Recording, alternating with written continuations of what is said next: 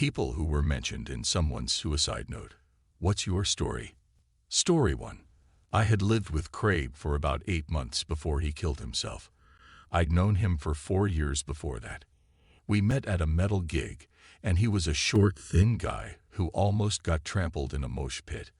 We knew he was going a bad way as soon as he started hanging out with the group we all knew did heroin and similar regularly, maybe 2 months after we started living together.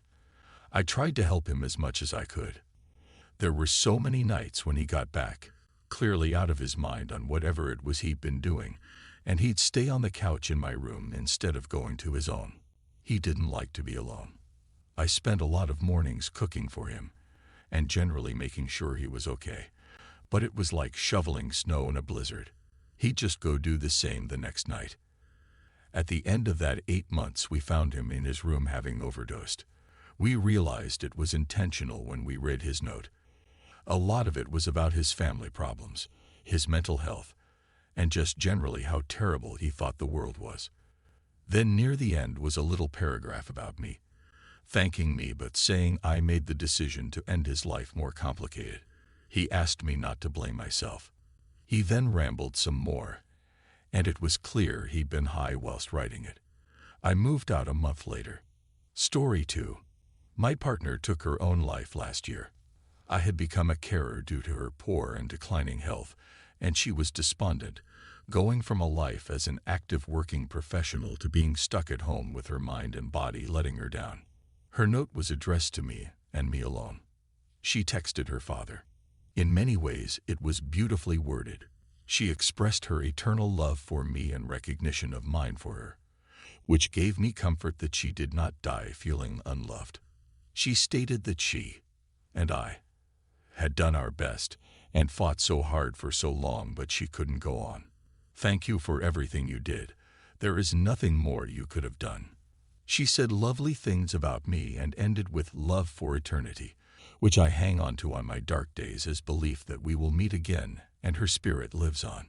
I know I couldn't do more, but she was only 38 and fought so hard for years as her body failed from combined autoimmune illnesses. Nothing that would kill her itself, even cruel her in a way, it just robbed her of life bit by bit. Story 3. When my mom attempted suicide, I was in her note. She just wanted me to know that it wasn't my fault and that she loves me no matter what. Edit. This has been getting lots of attention, but yes, my mom is okay now. She was in a very, very dark part of her life, and I'm glad she recovered as well as she did. She is happy, living in a new state with my dad, and I try to talk to her every day. If you are having these intrusive thoughts, please reach out. You are not alone. There is someone that will help you. You will be found. For those who were mentioned in the notes, I know how you feel. I was 17 when my mom attempted, and I know that you feel like you could have stopped it or prevented it some way. Hell, I still remember the ambulance in my driveway like it was yesterday. It's very tough, and I wouldn't wish that pain on my worst enemy. My inbox is open for anyone wanting to talk. Please reach out. You are not alone. You will be found. Story 4. He just got back from Iraq. Marine. He called me up. I wasn't very close to him, but we both served. Michael. We talked for about 2 weeks before it happened. He talked about how much he loved his mom, his brothers in the service. I thought everything was normal. That shit we all talk about after coming home. He shot himself over the phone. I still can't get the sound out of my head. The Navy took 2 weeks to send a chaplain. Then NCIS was involved. When I returned home, I found out that he had left a ruck for me. He left a rucksack for me, and I couldn't do anything for him. He gave it to his parents and had asked them to give it to me. Once there were many military funerals. I was asked to help out on one, but it was a shitty time. Saturday, early morning. I praised the memory of a young father. I presented the flag to his 5-year-old daughter. Her mom died of cancer a few months ago. That was the hardest moment of my life. I had to look a little girl in the eyes, no tears, and give her her father's flag. That's what broke me. Story 5. A good friend of mine killed herself after her son died. She had always wanted nothing more in the world than to be a mother, and when her son was born, we were all very happy for her. 2 years later, he was diagnosed with a rare genetic illness that was some kind of muscular dystrophy. It was a very slow, a very painful process, and there was nothing she could do. Only watch as her son slowly lost his just newfound ability to crawl, talk, and eat. After a year, he was connected to all kinds of hoses keeping him alive. She had to feed him through a tube. His breathing through an oxygen hose was weak, and he looked miserable. After 2 more years at the age of 4, he died. We attended his funeral. We talked to her, and through all this she seemed so strong. She never let anyone see her weakness, but on the funeral day, she broke down and cried and told us what hell she had been going through. She knew there was nothing she could have done to prevent this, that she wanted to be strong for her son, even though he couldn't open his eyes for the last months, and how she sometimes wished for it to be over sooner, so he wouldn't suffer so long. One of her other friends said that it will get better, slowly but eventually, because she didn't know what to say. None of us knew, except those set phrases. A week later she had killed herself, but not before writing a personal note to each and every one of her friends and her family, explaining how she could never get over the death of her child, and that we shouldn't be sad because she didn't end her life because she was sorrowful, but hopeful to see him again.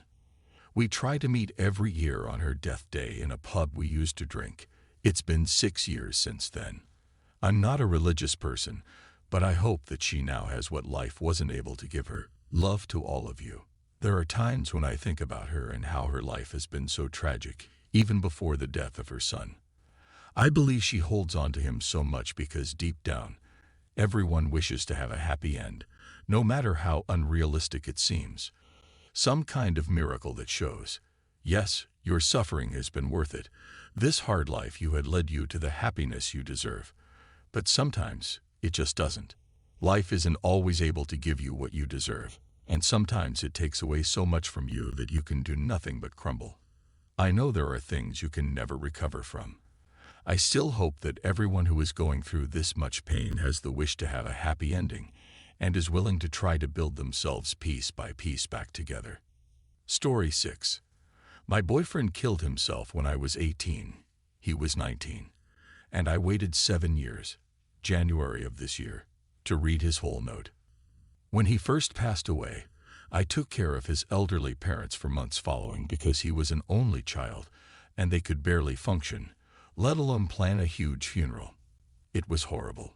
It took every ounce of strength that I had to get through that time and care for them on top of it.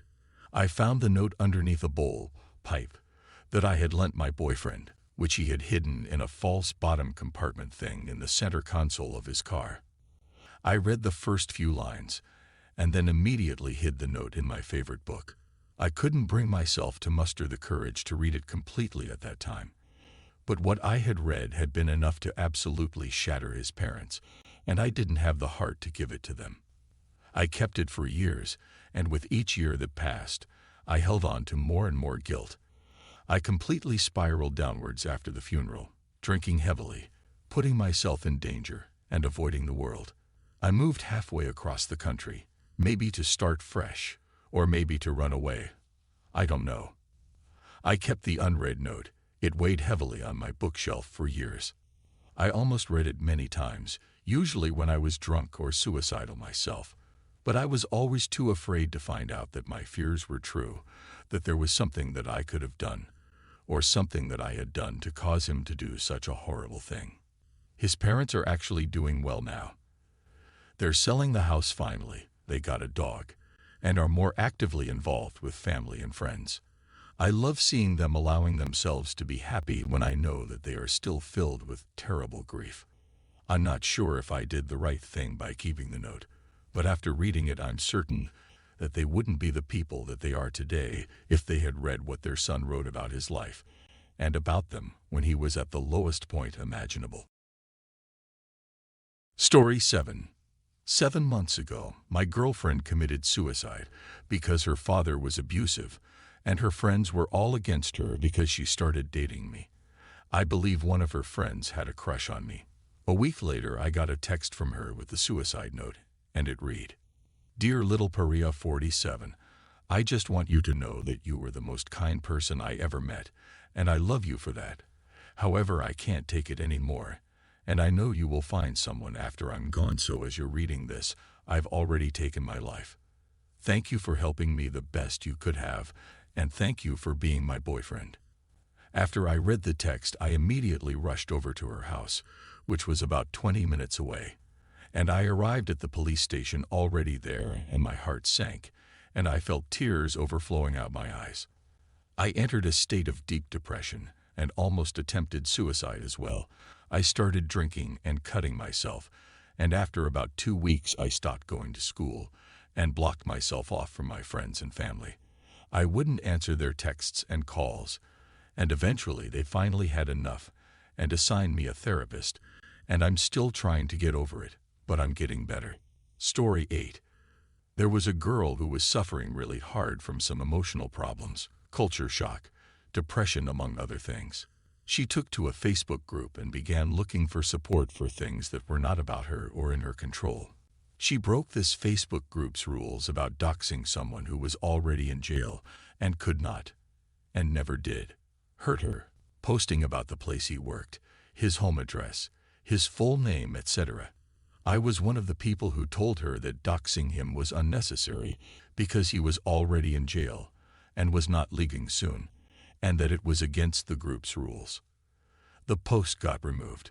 A few months later, she killed herself and cited the group taking down her post as one of the reasons why she did it. Honestly, I'm very sad that she did that. I don't feel like I did anything wrong, though. Would I have not reported the post if I knew that it would mean I wasn't implicated? Sure. But I know realistically that she would still have had a list and gone through with it eventually. She was not okay. Story 9. We met at a trans youth group. I was trying to figure out my own identity, and my non-binary friend went and convinced me to tag along once. And there I met Nova. We had the same sense of humor, making jokes about the too high doses of psychiatric medications we were put on. High on Abilify was one we both said often. And somehow we just clicked, even if we had vastly different personalities and interests. For a little over 2 years, we built a friendship, first in that group, and then outside of it. The last time we saw each other in person was at the Renaissance Fair, about a year and a half before her death. We were still friends, chatted over text often, but she went to college in Vermont, and I was drowning in classes when I had zero clue what I even wanted to go to school for. Severely depressed with extreme anxiety and an eating disorder I was hiding from everyone. I often told her how I didn't even want to be in college. I needed time to find myself, and she convinced me to tell my mom that. My mom blew up on me, and I think Nova blamed herself a bit. A bit into our freshman year, she sent me some worrying texts and then didn't answer phone calls. I called campus police at her school, then placed a wellness check. I then got a phone call of her screaming at me that she couldn't believe I called the cops. She wasn't going to do anything. I ruined her life. Those are the last words she ever said to me. She went on medical leave from school a bit after that and returned home to get her mental health sorted out. She apologized for everything she said to me, and I was helping her find schools to go to if she didn't want to return to her original school. She seemed genuinely happier, and I followed in her footsteps and got myself some help and was happier too. November 23, 2018. I got a 17-part message from her that started with the lines, "I'm sorry. I'm sorry that I failed. I'm sorry I lied to you. I'm sorry that I killed myself." I immediately tried calling her, and upon getting no answer, called her mom while trying to text her. Her mom told me she had just left a little while ago to meet up with a friend. I was the one that had to break it to her that her child left to kill herself. Nobody knew where she went. I was in the dark for most of the day. I knew she had jumped from somewhere, but that was about it. That evening I found out she passed away. It was a year to the day of a classmate dying from suicide as well. I stayed up the whole night sitting in my living room. It was just surreal. She was so young. She was so happy. How was she dead? It didn't make sense. Even now, I find myself thinking some days like, I have to tell Nova about this before I remember. The last words she said to me were that I ruined her life. And sometimes I think maybe if I didn't make that call, none of this would have happened. But I've used this as a wake-up call. Now, I live for her just as much as I live for me. I've turned my college career around, from academic probation with no direction to the 2 semesters since I've returned to school on the dean's list in a major I love. Her name is Nova, and just like a supernova, she has continued to brighten my life even after she's gone.